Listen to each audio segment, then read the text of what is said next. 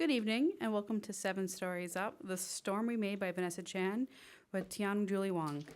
We are delighted to have you all joining us tonight at the Stavros Niarchos Foundation Library. My name is Allison Nellis, and I'm a supervising librarian of programming and outreach here at SNFL. And before we begin, I'd like to thank the Stavros Niarchos Foundation for making programs like tonight's conversation possible.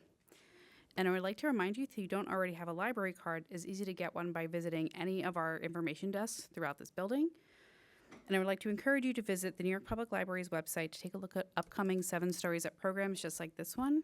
We have a new season with new nonfiction, music, and more. And we'd love for you to join us in this space again. And it is now my pleasure to introduce tonight's speakers. Vanessa Chan is the Malaysian author of internationally best-selling The Storm We Made, a Good Morning America book club pick, BBC Radio 2 book club pick, and New York Times Editor's Choice. The novel, her first, will be translated into more than 20 languages worldwide. Her other work has been published in Vogue, Esquire, and more. Vanessa grew up in Malaysia and is now based in Brooklyn. Qian Julie Wang is the New York Times best-selling author of Beautiful Country, a memoir of an undocumented childhood, which was a Today Show read with Jenna pick and named a best book of 2021 by the New York Times, President Barack Obama, NPR, Newsweek, Good Housekeeping, and more. A graduate of Yale Law School and Swarthmore College, Qian Julie is managing partner of Gottlieb & Wang, LLP, a firm dedicated to advancing educational civil rights for marginalized populations.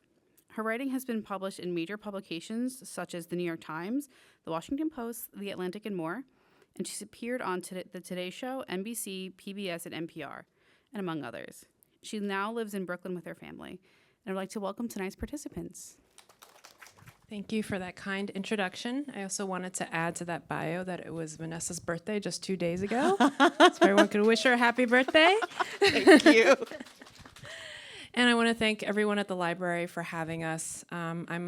Myself am a product of NYPL. I wouldn't know how to speak English without it. I know Vanessa's a huge advocate for public libraries as well. And I think as many of us know, there are some huge budget cuts threatened against the system. So please support the librarians and everyone in the entire system. Go on investinlibraries.org, sign letters to the mayor, and please use your voice. Thank you so much for being here.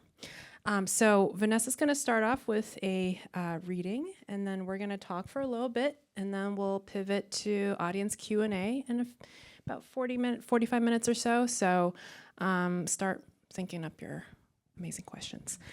Thank you, Qian Julie, and thank you all for being here.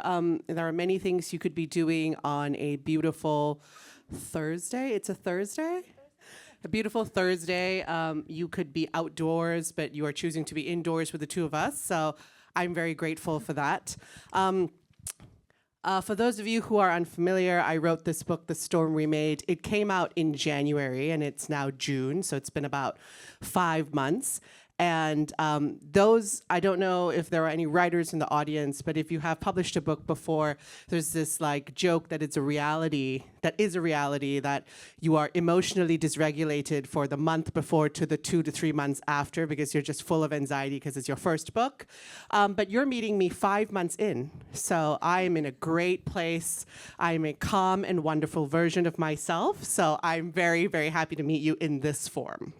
Anyway, this is The Storm We Made. It is about a woman, a mother, and a discontent mother, if you will, and wife in 1930s British Malaya who seeks self-fulfillment and becomes a spy who accidentally, almost unwittingly, ushers in the Japanese occupation and the Second World War into her country, Malaysia. So she feels that discontent that we all feel. Unfortunately, the stakes for her end up being quite high, and she has some serious regrets. I'm going to read just from the beginning. You don't really need any context, and then we're going to kick off.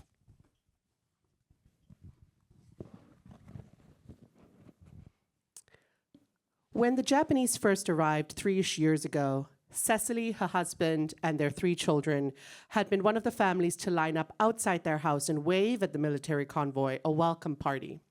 Cecily remembered the blossoming in her chest as she pointed out the bald, squat Japanese general, General Fujiwara, at the front of the parade. "That's the tiger of Malaya," she told her children. General Fujiwara had brought the British forces to their knees in under 7 weeks, orchestrating a brilliant and unexpected land invasion, cycling in on bicycles from the north where Malaya bordered Thailand across rough, hot jungle terrain, while the British Navy, anticipating a sea attack, pointed their guns and cannons south and east towards Singapore and the South China Sea. To Cecily, it had felt like the dawn of a new age. But her hope for a better colonizer was short-lived. Within months of the Japanese arrival, schools began to shut down and soldiers made their presence felt on the streets. The Japanese occupiers killed more people in 3 years than the British had in 50. Fearful of what was to come, Cecily started doing a roll call every evening to make sure each of her 3 children had made it home. Jujube, she would call over the din of dinner preparations. Abel, Jasmin. And every evening they answered, Jujube irritably, face twisted in the seriousness of an eldest child. Jasmin cheerily, small feet skittering across the ground like a puppy's. And her middle boy, Abel, who worried her the most, would shout, "Ma, of course I'm here," careening towards her in a big, loping hug. And for a while, the system seemed to work. Evening after evening, as the sun set and the mosquitoes began their nightly chorus, she called for her children and they replied. The family would gather at the scratch dining table and tell each other about their day, and for a few minutes, listening to Jasmin snort laughing at one of Abel's theatrical jokes, watching as Jujube pulled at her short curls that looked so like Cecily's own. Cecily could forget the severity of their circumstances, the terror of war, the barrenness of their lives. But then, on his 15th birthday, on the 15th of February, Abel, who had light brown hair so unlike the rest of the siblings, who was ravenous all the time because of food rationing and who had grown 6 inches the previous year and was now taller than everyone in the family, had not answered her call. He had not made it home from the store. And as the waxy birthday candle melted into Abel's dry birthday cake, Cecily knew. Bad things happen to bad people, and she was exactly that, a bad person. So beautiful. One thing that really struck me about this book, and I got to read it before it came out, of course, and I was sobbing over it nonstop and then shouting at the whole world to go buy it ASAP, even though it wasn't coming out for another year, is how incredibly, not just the research history, which is powerful and should be known more, and you've made it more known, but how beautiful the metaphors are, the imagery, this blossoming of lust within Cecily that happens over time, the description of 2 kids sleeping curled into each other like shrimps. It's still so vivid in my mind. Yeah, it's been a while since I read that book. And it just struck me, you could write anything. You could have written any genre and been a smash success. Does it surprise you that you wrote historical fiction first? Was that always to be? Well, first of all, that's very kind, so thank you. She has very high standards, so I'm very grateful for her being very kind and enjoying the book. But to answer your question, no. When I finally conceived as writing as a possibility, I always thought that I would write, the angsty, droll millennial novel, like sad girl millennial novel, because that's what I read and that's who I am. And, even in my earlier 20s when I, had one of many jobs that I hated, which is a familiar feeling, I think, for us, I wrote like half a autofiction novel about a millennial in the workplace who hated all her coworkers. And so I always thought that would be what I would write, but turns out the writing compels you, and I ended up writing a very serious war novel about womanhood, about colonization, about carrying the heritage of colonization in your body, in a way that was very unexpected for me. I mean, I'm very grateful for it, but that was not what I thought I would write at all. And you've shared often in other events that this book started out as a short story for class. How did that process look to turn something from a short story to a full novel? And for those wondering who he may be aspiring authors themselves, what gives a short story legs to turn into a novel? Yeah, so this 352-page novel actually started as a homework assignment during the first semester of my Master's in Fine Arts program that I did in New York City at the new school close by. And essentially, it was like an end of semester assignment. It was like the assignment was something along the lines of write a short story about someone who does something on loop. So it can be like, someone who drives a car around the block like all the time, or like your morning routine, like something repetitive. And so I found myself writing about a teenage girl running through a bunch of repeated checkpoints in order to get home during the war, during when Malaysia was occupied by the Japanese. And then I handed it in. Homework, first semester of grad school, I was like, all right, turn it in. Those of you who have been to creative arts grad school, you might, well, maybe it's just a new school. There are no grades in grad school, right? You turn it in, you pass, you're good. You get an A. And so I was like, great. So I turned in my 15-page short story. I'm like, we're done. And a few days later, I got this handwritten note and a phone call from my instructor, the novelist Marie-Helene Bertino. And she was like, hey, Vanessa. And I was like, hey, why are you calling me? This is weird. And she was like, well, just so you know, you haven't written a short story. And I was like, did I manage to fail the unfailable, ungradable first assignment I got in grad school? Maybe I'm not as good a student as I think I am. And she was like, no, calm down. And she told me basically that, she really loved it, that all the air left the room when she was reading it, but she thought that this was the beginning of a novel. She was like, I think what you have is the outline, sort of like the bones of a novel. And then I remember she said this, she was like, and I think it might be your life's work. And I was like, what? Like, that is a lot of pressure on a first assignment in grad school that was supposed to have no grades. And so that is kind of how it became a novel. In my case, and I think in the case of many people, you sometimes need someone else to tell you that the thing that you think has a lot of, parameters as a short story that's ended really isn't. And to answer, I think, your broader question, in my case, at least in the case of my first novel, I needed someone else to tell me when a short story is a novel. But I think, if I think about it, if something's reached like 20, 25 pages and there are still open threads, like you've opened a bunch of threads and they're not closed, you've only closed one of 3 or 4, it's probably not going to be a short story.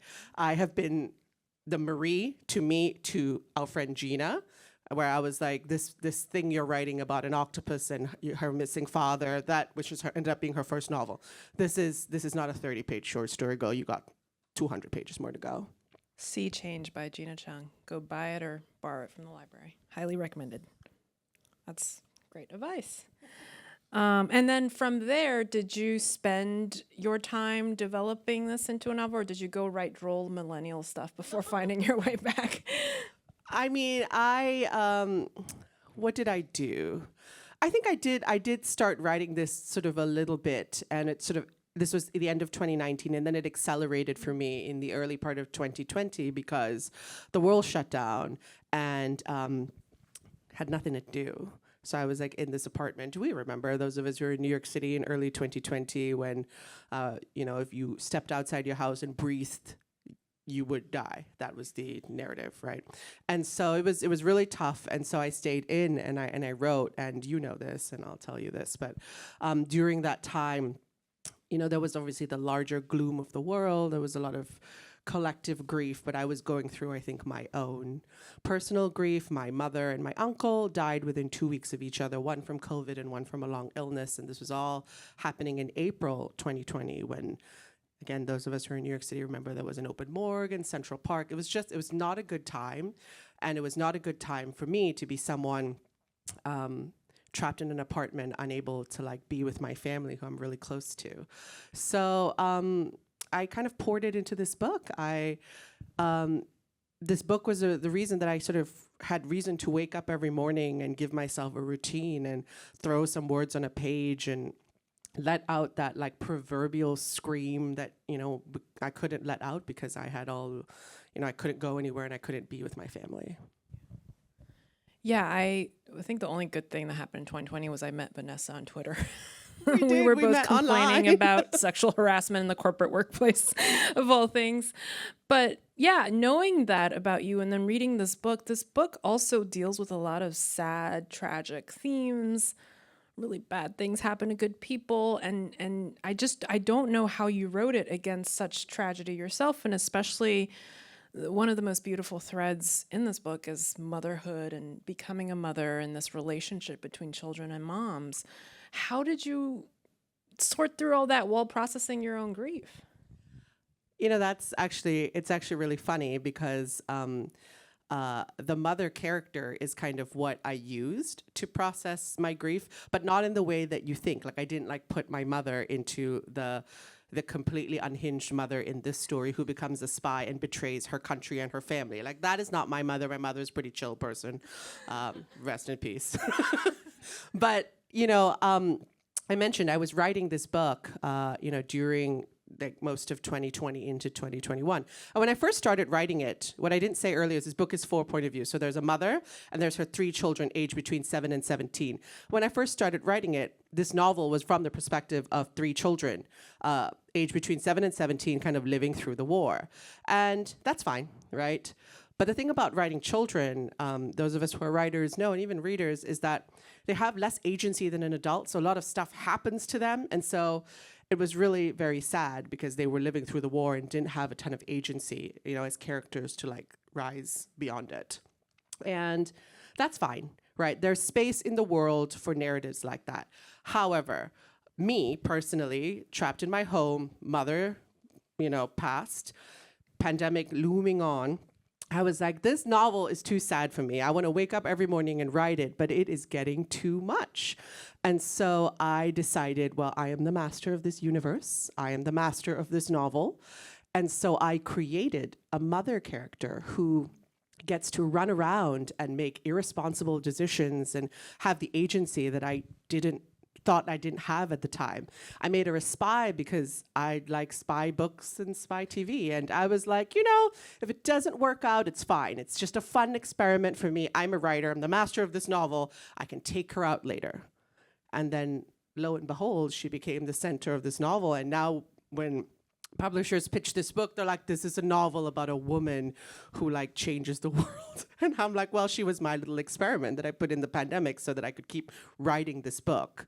So, yeah. Incredible. Just teaches you to experiment and play around with things and not take it so seriously. You mentioned the 4 different points of views, and there's different timelines as well. The whole book comes together so integrally, like it's one piece. I have to step back and be like, oh my God, it actually is 4 different voices, and it's across time. And it's so cinematic, and we've talked about this. You spend a lot of time watching TV and movies, and I spend no time doing that. How did you develop this plot? How did you manage to navigate these 4 voices? Did you sit down and say, I'm going to write an Abel today, and that's all I'm going to do, and then tomorrow I'll be Cecily, and that's going to be me? Or did you jump around? For those of you who are unfamiliar, this novel, again, 4 point of views, and then also 2 timelines. And since I've written this novel, other people who are writing historical fiction, writers will come up to me and be like, do you recommend this as a structure that I should do? And my answer is no. It's really hard. Don't do it. It required me to walk around my tiny apartment, muttering to myself a lot because I had to keep all of it straight. Because in addition to having 4 timelines, 2 point of views, you also have the structure and the truths of history, which you do have to adhere to, which is something that happens in a historical fiction book. You can't change when the war happened, or you can't change when the Battle of Shanghai happened, or any particular things. So also a couple of pregnancies in there. At some point I was like, you think I could make a pregnancy 2 months? That would work better for my narrative. We didn't do that. I stayed true to how long it takes to gestate a child. We all wish pregnancy were shorter, I think. But your question is kind of how I plotted this, and I think the truth of it is, oh gosh, I don't really know. I did sort of end up writing linearly across time. Like I would write Cecily, Jujube, Abel, Jasmin, Cecily, Jujube, Abel, Jasmin, because in my mind, their stories were all one story happening kind of at the same time, just in different locations. I don't know if I could replicate it, honestly, to be honest. But I remember that I was, struggling a little bit, sort of a teaching moment. But again, 4 point of views. And at the time, I was writing in one timeline, right? So for those of you who haven't read the book, a lot of Cecily's actions in the past, in the 30s, impact the present of the children in 1945. It's a cause and effect situation. I was writing all 4 point of views in the 1940s, and so Cecily had a lot of flashback to writer nerd stuff. And I was struggling really hard with this. I was like, this is not working. Like, there's too much flashback. She keeps having to think back on her days, and this narrative is clunky. And so I talked to my mentor, the writer Mira Jacob, and I was like, Mira, this is so hard. Like, I'm writing all these 4 point of views, and when you write 4 point of views, you have to keep everyone in the same timeline, and it's just really tough. And she takes this long breath, and she goes, "Who said that? Who said that?" And I was like, well, it is said that when you write multiple point of views, you have to keep everyone in the same timeline because, that's what you do. That's the rule, so that it's not overcomplicated. And she goes, "No, you said that. No one else said that." And I was like, what? And we went back and forth like this for a bit until she was like, "Look, just try and write a different timeline. What is the big deal? You are the master of this book. You're always saying that." And I was like, all right.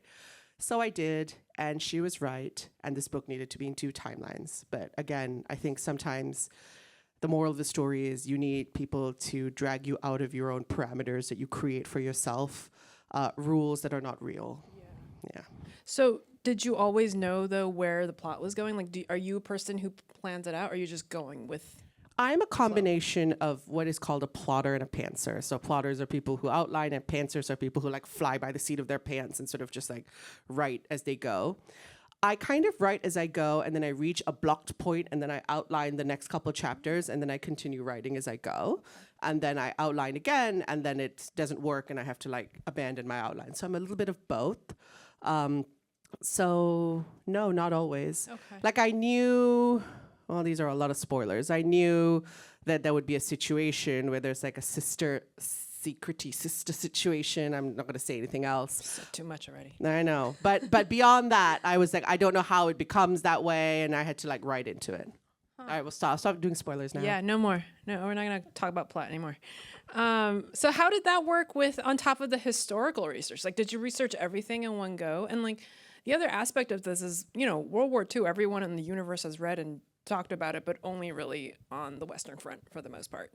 And this is such a hidden part of an important part of our global history. How did you research it? And then how did you weave that into 4 points of views and 2 timelines? Mentally unwell. No, when now I've been doing events for a few months now, but when I first started to get this question, which is a very natural question, the question at the heart of it is, you wrote a historical novel. How did you research this novel? I used to get really nervous and panic because I was like, how indeed did I research this novel? Because the truth of it is, well, to back up a little, I always thought and have read, research process of other historical fiction people, and they're super method, right? You hear about people doing 10 years of research before they write anything down. They do reams of interviews. The novelist Tracy Chevalier, who wrote Girl with a Pearl Earring, for her, not her latest book, which just came out, but the one before it, she hiked for 25 miles while sewing a quilt in order to put herself into the mind of the character. And I did none of that, right? A lot of the early research in this book before I went to fact check it came from conversations and I had with my grandmother and memories that I had with her. And, I will say I did try to, spend time looking stuff up in the library. Partly the libraries were closed into the pandemic, but even after they opened, and discovered there really wasn't that much out there because, again, as you say, World War II, the history of World War II is written by the West, by Western historians, and there isn't very much on the Pacific theater. There definitely is very, very little on the history of Southeast Asia. And so I kind of had to come to terms with the fact that a lot of the stories that my grandmother had told me qualified, right? They qualified as research, that they qualified as history, even if, people say memory can be unreliable.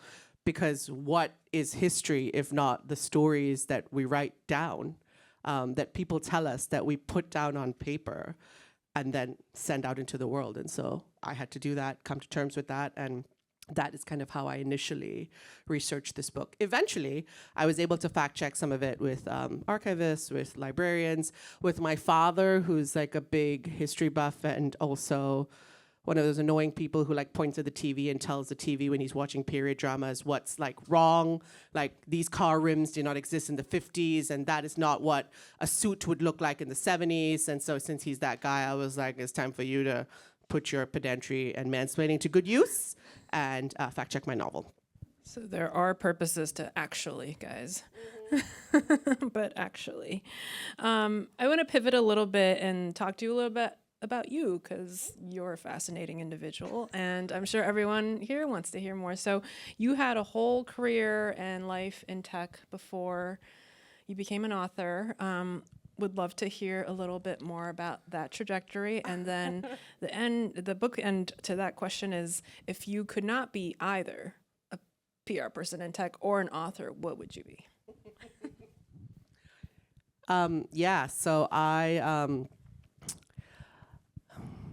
I arrived in the U.S., for college in, I'm not going to age myself, but several years ago. I arrived in the U.S. for college on a scholarship. I arrived with my scholarship form, $50 in my back pocket, and this gigantic suitcase that was my whole world. I'd never been on a plane before. And I arrived in California and I went to Berkeley. And that was great. It was fine. And then I graduated directly into the last financial crisis. Perfect time to be a not very skilled. I had one of those degrees at Berkeley that you sort of interdisciplinary makeup. So not a very marketable degree. Graduated into the financial crisis. I am a foreigner. Didn't have U.S. citizenship, required a work visa to work. And it was tough. I was like, what am I going to do? And so I did a bunch of different jobs. My first job was I worked in a basement of a place that called itself a PR firm. But basically what they did was they took money from companies that were about to be bankrupt because it was a big recession and helped those companies build up just enough of a platform so that they could get acquired by other slightly less bankrupt companies. It was a boiler. It was not a real job. It was someone who was willing to pay for my visa, and I was like, cool. And then I moved on to another place when the economy improved a little bit. So to doing PR for companies that did mergers and acquisitions, but also represented really, really bad people, right? Bad governments. Wall Street, it was not great. And then from there, I spent the following 6 years of my career as the crisis communications director of what is now called Meta and used to be called Facebook and Instagram. And as you can imagine, doing crisis at Facebook meant I worked all the time. I spent a lot of time in meetings. Fun fact for you all, I spent I carried blotting paper with me all the time because Mark Zuckerberg's a real sweaty guy and I have to blot him before I put him on stage. This is real. And I did that for several years, for a handful of years until I got my green card, which meant for the first time, I think, I was not beholden to an employer. I was not beholden to a piece of paper that told me who I was supposed to be. And I think that was just like, and you understand this fully, more than me. That was just shocking and almost like paralyzing, because I sat with that for another 2 years before I was like, all right, well, I'm going to apply to graduate school. And I did, and went to the first place that accepted me in New York City. And that is where I started writing the novel. I figured, that was in 2019, I figured I'd give myself the 2 years of grad school, maybe another extra year, see what happens. But it's been, 4.5 years, and we're here, so worked out, I guess, luckily. And to answer your question, if I wasn't doing tech PR and I wasn't writing, what would I be? Honestly, I'd probably be like a gossip columnist for like the Daily Mail. I'd be like the... You would be great at that. Yeah, I wouldn't be like... still, that is a writer though. I You're know, I know, but like, like not so serious. Yeah, or I'd be like, I'd run like, I don't know, like Dumois, like some kind of like Instagram handle full of gossip, like unsubstantiated gossip. Like I would do that. Amazing. You should. I would encourage you to do that as a side gig. Well, you now more than have a green card and freedom of movement. You've been on a global book tour, and your book is coming out in 22 languages. It's just incredible. You're taking over the world. Anything surprising, particularly joyful that you've gotten in this global publication of your book, your very first book? First of all, not you keeping track and realizing it's 22 languages. I only sold the 22nd country like a few days ago. Oh, really? Yeah. I just spy on you my free time. But yeah, so I've been around the U.S. Then I returned to Malaysia and Singapore for a bit. And look, touring around the U.S. is fantastic, but there's like nothing like kind of going home. And, a lot of authors here, they have their hometown bookstore, right? And the hometown bookstore is where like people are the most excited to see you, where your like friends and family come out and like scream your name. And I kind of had that in New York for friends, but when I went back to Malaysia, it was like next level. And not because like the crowds necessarily were huge. They were good, but it was more because my family was like so extra. I remember I arrived at my first event in Malaysia, and I arrived like 45 minutes early. Like I'm a really punctual person. They told me to be 30 minutes early. I was there 45 minutes early. 2 rows, like 13 people were already there. Like my family was already there. They were there like an hour before, and they had arranged all the books. And I was like, you don't work here. And then later after the same event, my aunt is standing up and she's thanking everybody for coming, like as though she was the mother-in-law of the bride. And I was like, you sit down now. And she's like, well, thank you for coming. We are so happy to have you. I'm like, who is we? Who is we? Please sit. And then 2 days later, another book event. Turn around. My dad, I told you earlier, loves to teach people stuff. He's found a chair somehow. He's sitting there, and around him are all these like young booksellers in a semicircle, and he's teaching them the value proposition of my book. He's like teaching them how to sell it. And I'm like, Dad, this is their job, and I am here like as a guest. Like, sit down. And he's like, I'm going to tell them how to sell this book, and they'll sell it better. And I was like, oh my God. So anyway, it was a lot of, they were very happy and excited to be there. And it was honestly just like, it was very special to go home. And I think I knew in theory how proud they were until I saw it, and I'm like, okay, that's such a thing as too proud. Like, it's time to sit down. It's embarrassing.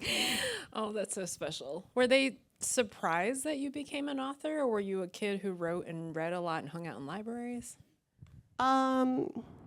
I think a bit of both. I definitely wrote as a kid, but like I wrote like bad poetry to my parents on the occasion of their like birthdays and anniversaries, which, because family keeps you humble, they whip that out every time I go back and do dramatic readings of these horrible poems I wrote when I was 7, 8, and 9 years old, because they want me to remember exactly where I came from.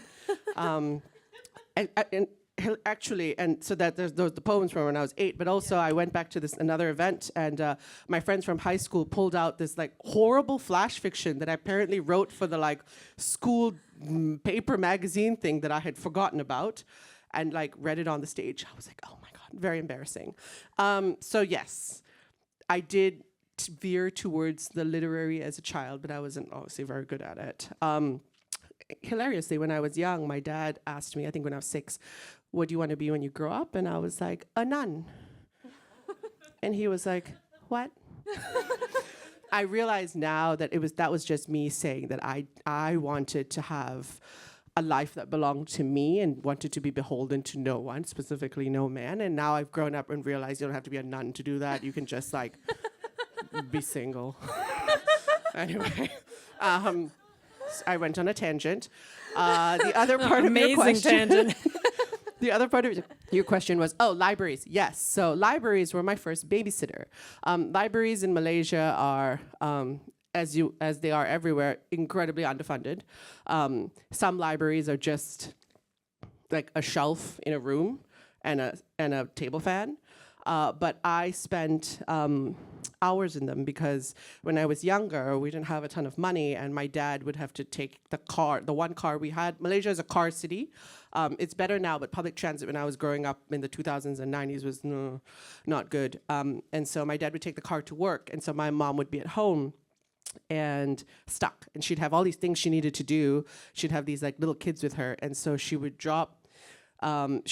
take me on this like bus and put me in the library for hours, and then she would go and do all the things she needed to do, and then she would pick me up at the end of the day. And so I would spend hours in these like table fan libraries because it was safe. It was safe for me because I got to read and expand my world, but also physically safe because Malaysia, probably similar to New York City, can't just leave a kid hanging about.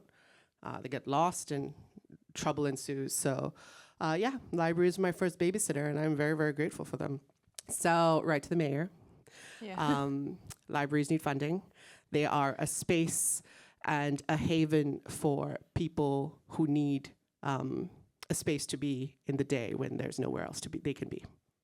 Amazing. I think you should throw a fundraiser where you put together all that fan flash fiction and poetry and publish copies and then raise money for the library. I think it's on you. I would buy that. Wow. It strikes me that, almost all of your family's back in Malaysia, except for a few people, and yet you have such an incredible community here. You moved here for college and kind of created your own family, and you're a beacon and a light in the publishing community. You know everybody, and among Asian Americans, you especially know everybody. I love to gossip. That's why. It's just, but you're so open and you're so loving. Can you just speak a little bit about what community means to you, both as a person and then as a writer? Someone else asked me this question some months ago, and I don't think I answered it properly then, and I don't know if I'm going to do it now. But, community obviously is very important to me, and part of the reason I think I build it is because I'm very close to my family, and I moved here in the 2000s without them. And I was like, well, I'm used to having people around me, and I'm used to feeling encompassed. And so I think that is just something that I had to build for myself. Went to a big state school, and so it's hard to build community there too. And I don't know, I think it's just something that kind of came to me over time. I love to connect people. I love when people meet each other and introduce someone, they meet each other, and then there's this like light of recognition in their eyes because they see either a commonality or something in the other person that they're like, all right, we're going to be friends. And I'm like, I did that. So maybe it's just because I like validation. I don't know.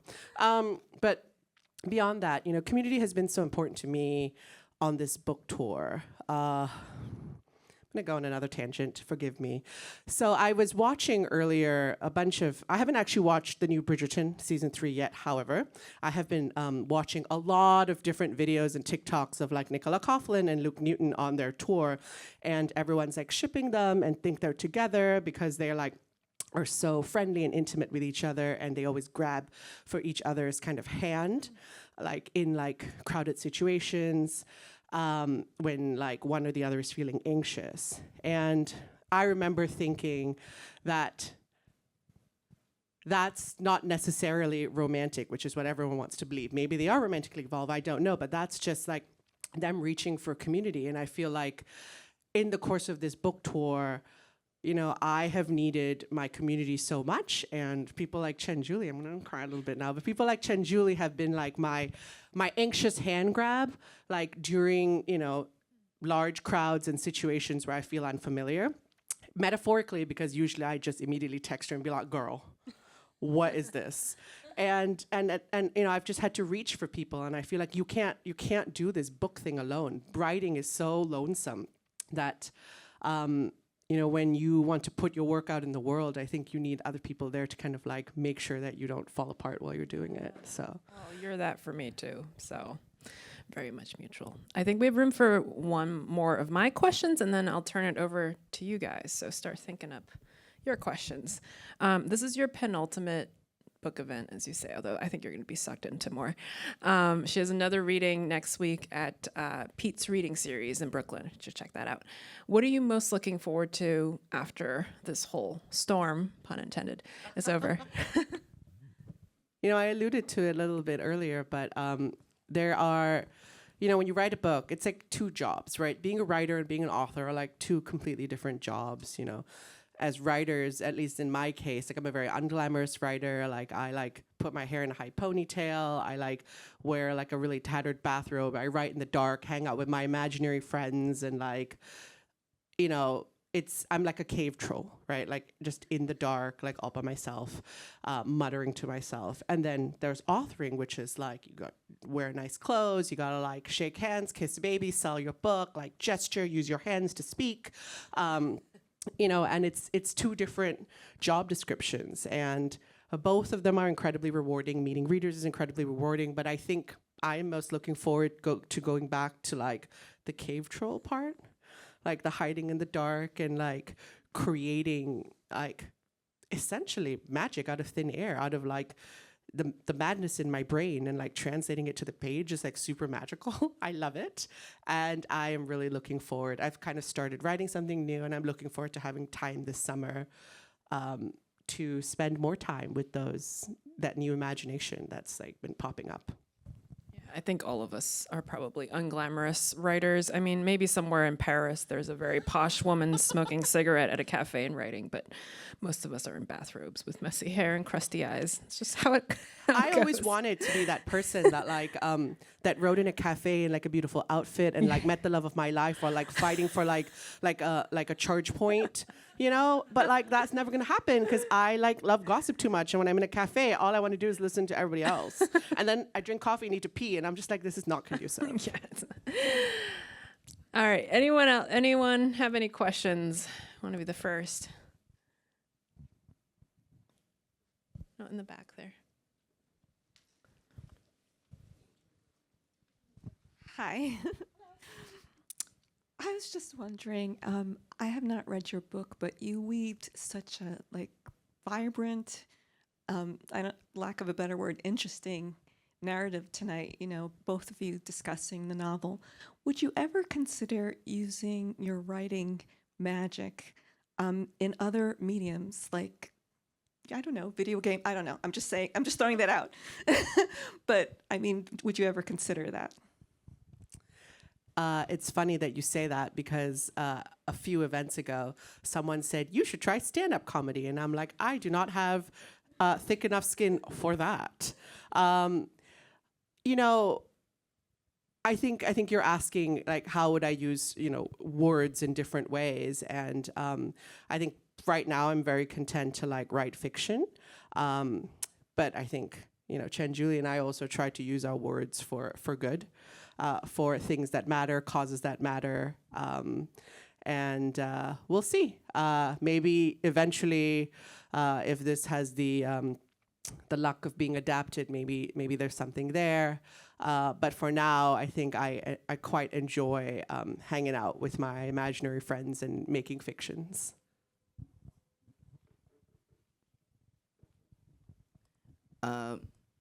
So you've written, like you said, the novels from the point of view of 4 people. Oh, there we go. That's better. And you've written 4 very distinct people. Actually, even the background characters are very distinct. Lena, Gordon, all of them. They are their own people. And so I'm wondering what that feels like to you as an author when you're going back and forth between like the madness of Cecily and then like just like Jasmin, who's very much just like Bubbles from the Powerpuff Girls, just like la la la la la, everything's fine. Like what does that feel like to you? That's such a good question. I actually think that in a book like this, it kind of feels a little bit like a relief because I get to jump from, some very dark scenes. There are scenes that happen at a labor camp. There are scenes that have like serious assault and abuse, to like Bubbles from the Powerpuff Girls, right? And I enjoy writing sort of multiple points of view. I think people are mixed on whether they like to write it and also whether they like to read it, but I kind of do. I come from a pretty large extended family. My dad has 39 first cousins, and he's like one of the older ones, and so his younger cousins are closest to me in age, and so it's like the generations sort of bleed into each other because I'm like the oldest from the next generation, and so I grew up in like boisterous households, right? I grew up with like aunties gossiping to me about the same thing but all these different perspectives, and being able to from a young age synthesize all of these different threads to be like, so what's true, what's nonsense, and what's like something this auntie wants me to believe. And I think that's how I ended up writing this novel. I'm working on something new right now, which I thought would be very simple, first person, one point of view, but it's looking like it's going to be multiple because I think that's just the way that I write and process information. I like to see things from multiple points of view. It gives me both delight, I think, and relief.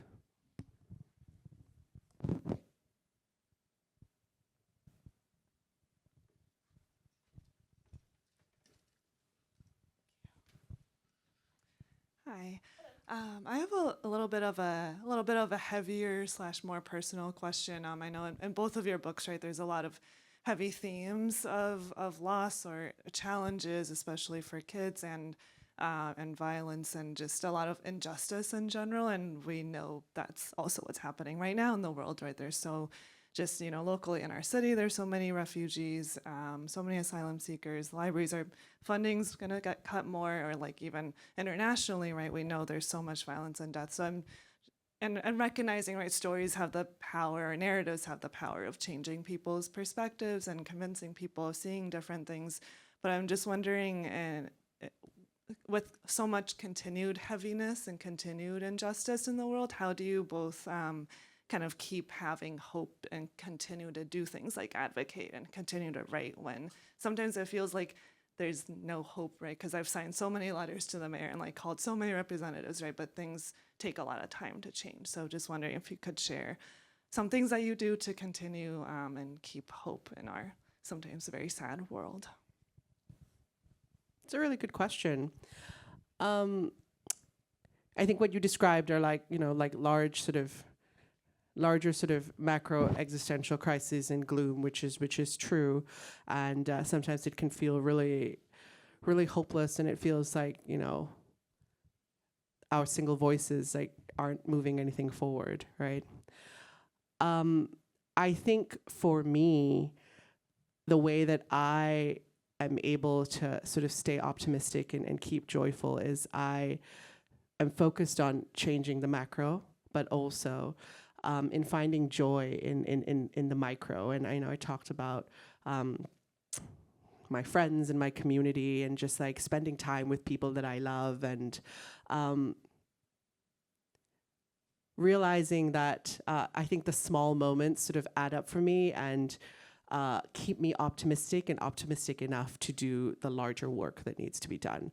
I don't know if that really answers your question. It's sort of like airy-fairy answer, but it's the truth for me. Yeah, I think you shared, was it yesterday or the day before, you shared on Instagram that you were having a really hard time writing. You were like trying to write and then you're just like, no, I have to go back to bed. And you went back to bed and then you woke up again and you were still in your bathrobe when you were recording this video. I was like, oh, that's the troll robe. And you were like, but then I woke up and I finished, I wrote 1,400 words.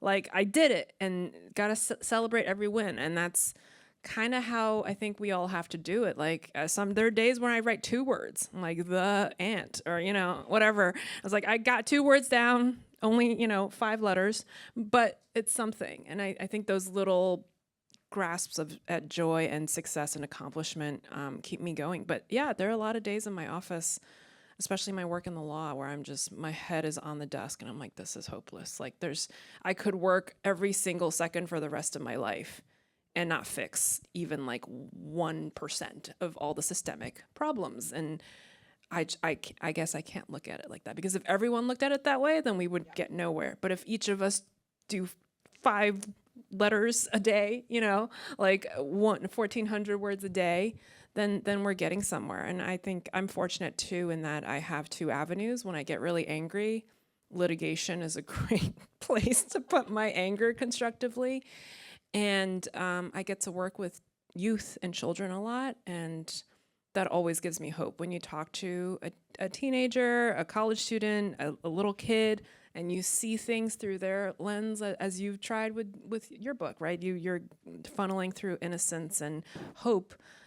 You see that the world can be different because they can conceive of it, and they can conceive of it so much better and so much differently than what we've been trained to look at. So I'm just very grateful for the youth and the children that I work for, because they keep me very hopeful.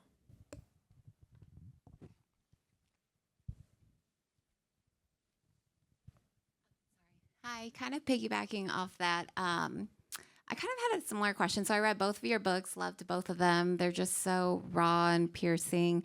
And I just feel like when I read books like yours, I just develop so much more empathy and gratitude, and I'm inspired to be more resilient. And I'm kind of thinking more about like my kids and like the future generation. Like, how do we teach them empathy and to be grateful and to still build their resilience, even though they might not have gone through, war or like extreme poverty, or, whether they did or they didn't. How do we teach that? Okay. Well, I think. Have her of a child. Yeah. I think that what you said actually about different POVs is really important, right? Like this willingness and this interest in seeing a different perspective or different point of view, and an openness to it. Giving that to them early allows them to see, okay, my life is this way, but there are other people who live a completely different way and see a different way and encounter hardships that I will never know in my life. I think when you're so closed off, which I was on a different end of the spectrum, I just assumed everyone lived poor and hungry like me. And I can totally see the risk of it going the other way with my child, who's only 8 months, but I'm already worried. I'm like, I don't want her to be spoiled. I don't want her to be arrogant. I don't want to resent her for being spoiled and arrogant, right? Like all of these things that is now in very much my control. And it's my duty and responsibility to kind of open her eyes to those things without her going through it. And yeah, I think exposing them to as many parts of the world through books, through meeting different people, through engaging in different kinds of communities, as many different kinds of communities as possible, is what is crucial. And that's harder now because of the internet, because we're in our own echo chambers and we're just drawn to people who are like us. And so making sure that I, myself as a parent, am uncomfortable, right? Like, who am I not around so much? How do I make myself uncomfortable so that she can then see that there is humanity and a type of existence on every level and in every lens. So, I mean, I'm only been a mother for 8 months, though, so you probably know more than I. And I mean, we're in a library, and so of course, I think all of us in here.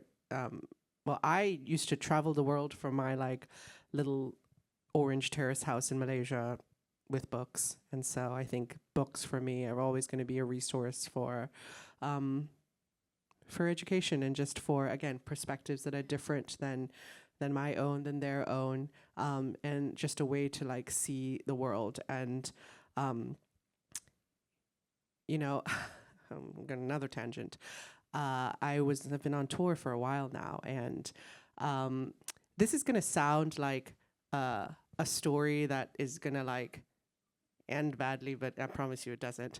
So I've been on tour for a while now, and I was at this one event, and this event was crazy, where they had 10 tables and 10 authors, and they rang a bell every 10 minutes, and then they had these authors like rotate through the tables, like speed dating, where we talked about our book for 10 minutes and ourselves, and then like moved to the next table. So I sat down, and these are strangers, right?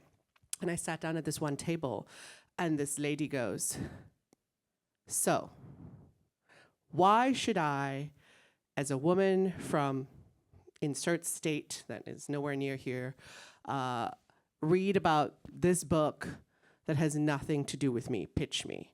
And I don't think she had bad intentions, to be fair. I think she was actually trying to guide me, because I was probably looking a little bit panicked at the like format of this conference, so to speak. But you know, I think I eventually said to her, I'm like, look, like, I didn't know what an American locker in high school looked like until a few years ago. I didn't know what an American high school looked like, but, you know, I read all about them. I read all about, you know, English boarding schools, American high schools, all sorts of other things that, you know, exposed me to the world. And I think that there are common themes in books that, and in my book, that you can bring, you know, to yourself and to whoever's reading, even if you are not from Malaysia or don't really care to know about Malaysia. There's stuff in here about womanhood and family and motherhood and discontent that might appeal to you. And she goes, "You're right." And so it ended well. She did buy a book. I don't know if we have time for one more question. One final question. Who wants the last word? No pressure. And also, you can all buy a book outside Yeah. too.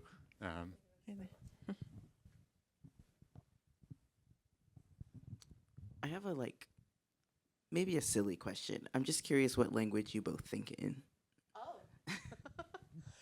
I think in English, but I am bilingual. I speak English and Malay.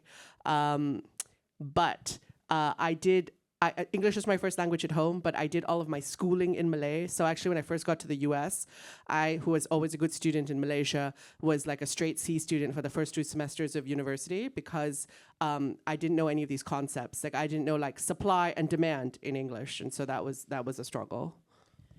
People have asked me this before, and it's weird because it made me go inside my own brain. It was just like a very Inception kind of experience. And I was like, I actually don't know, because I'm a very visual thinker. I think in like images. Like if I'm thinking about writing, I like see myself writing.